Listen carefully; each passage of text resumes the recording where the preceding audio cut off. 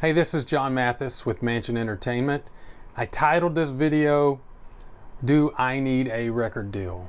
Because a lot of times record deal is still terminology that is used today. Still with some labels, independent labels. We're an independent label. We work a lot in Christian music. And I hear it a lot with artists. And for me, record deal is an old term. I don't know that it applies a lot today. I don't actually use the term myself.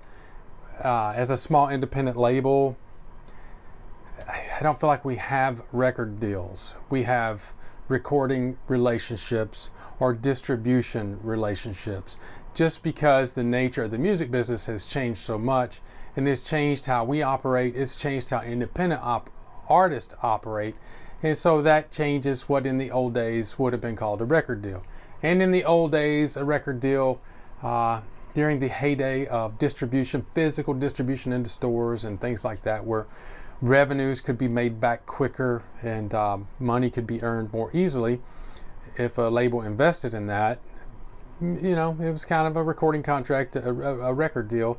The label could possibly have paid for the entire recording project, you know, sign the artist to one project or 3 projects or 5, and on top of paying for the production and producing a project or a piece of product, then the label would invest also in radio releases and marketing and getting those physical products out on a shelf, and all in the hopes that all of their efforts and in that regard would return revenue, and the label would recoup their money. And that formula doesn't exist in that way anymore, so it's changed. It's really changed how labels operate. There used to be really major labels, a lot of mid-level labels, and a lot of independent labels. And pretty much what we have nowadays is maybe the top 3 or 4 major labels that you guys will hear a lot about in pop culture, or at least hear about the artists that are on those labels. There really is no mid-level labels anymore. As far as I'm concerned, everyone else we're all independent labels, small or large or whatever, just because of how the music business is in this day and time. So when I think of record deals, I'll use that term for this video. Again, I term them as recording relationships. And I don't look at, with a label, I don't look at working with artists as signing artists.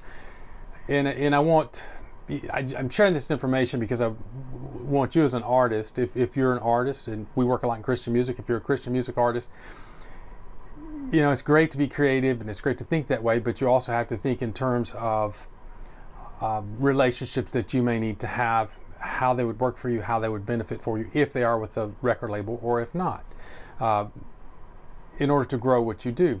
But I look at a relationship with an artist as 2 entities. They're already businesses, if you will, that decide to come together and say, hey, let's go into a business venture together. So my view of working with artists here at Mansion is, when we meet somebody, I'll talk to them and we'll see how we can sit down and benefit each other by starting a business together. It's just a small business.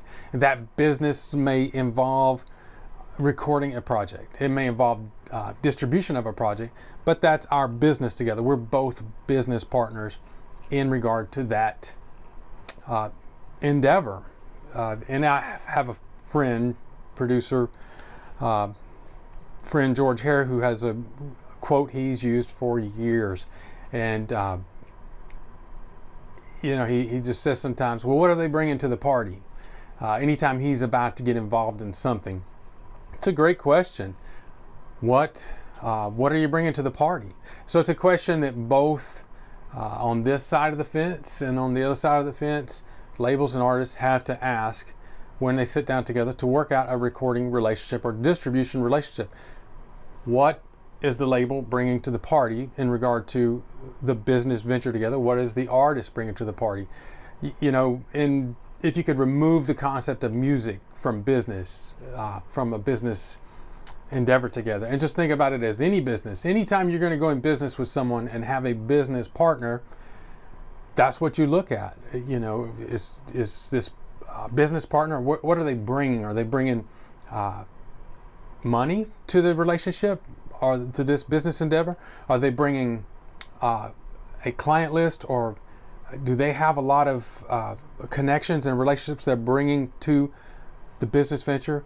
Are they bringing equipment and assets to the relationship? You know, as a label, we have on our side, we have a recording studio. So in our work with artists and recording relationships, distribution relationships, this is something that we have here, sits here every day, and it's something we use. I have my time that I can use into that.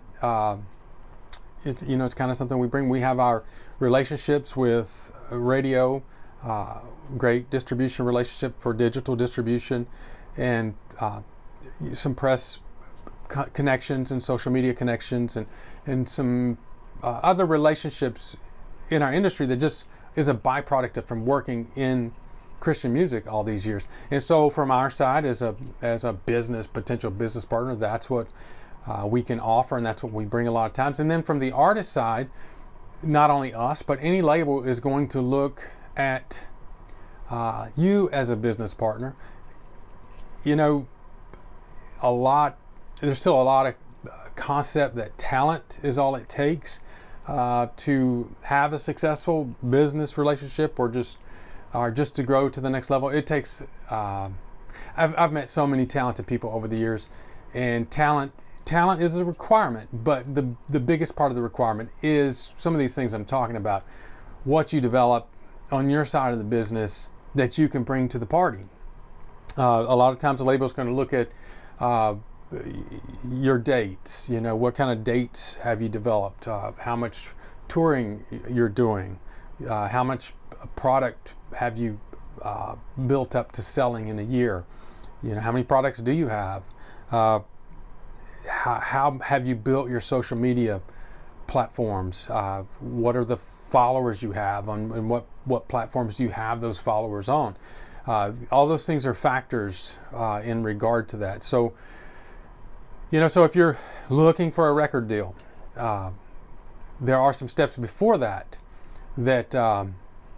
you may still need to put in place. You may still need to work on your social media following and your platforms. You may still need to work on your dates and your performance and those things. So, you know, those are things that lead me into my next final comment about this.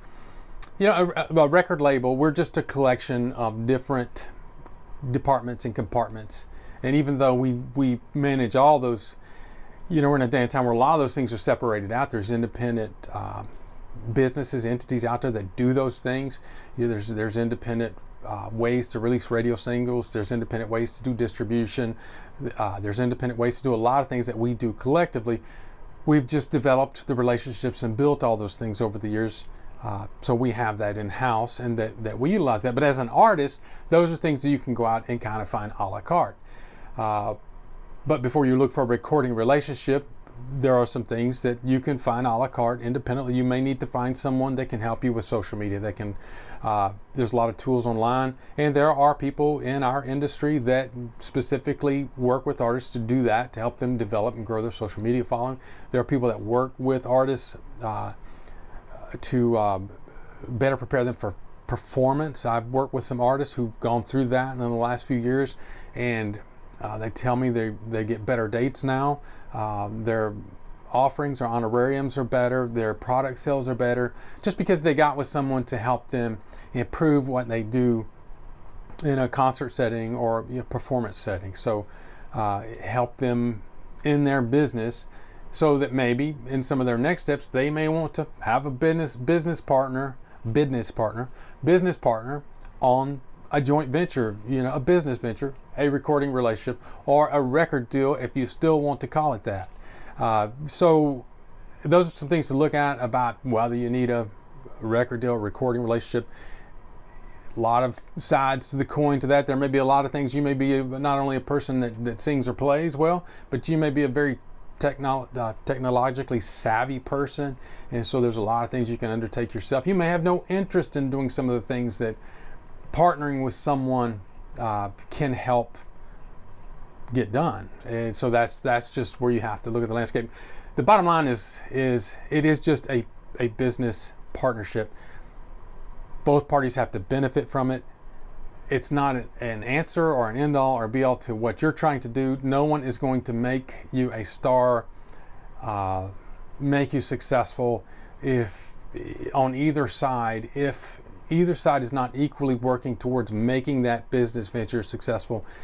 It will not succeed. It's difficult enough to make something succeed on its own with people working hard, with both business partners working hard. So I hope that's helpful today. That's just a little bit of hopefully giving you some insight into the question that's asked a lot: do I need a record deal? Have a great day.